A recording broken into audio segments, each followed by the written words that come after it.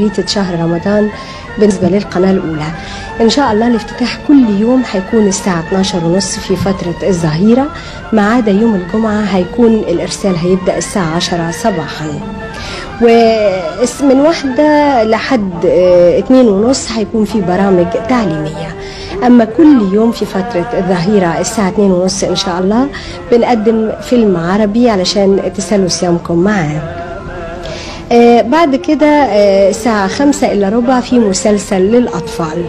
حديث الشيخ الشعراوي هيكون الساعة 5:30 إن شاء الله.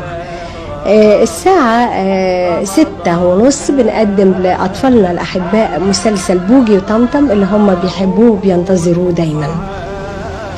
فوزير عمو فؤاد بطولة فؤاد المهندس ومشيرة ومن إخراج محمد رجائي هتلتقوا بيها في 7 مساء.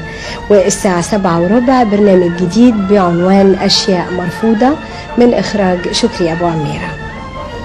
فوزير رمضان واللي بتقوم ببطولتها السنة دي الفنانة الاستعراضية نيلي هتكون الساعة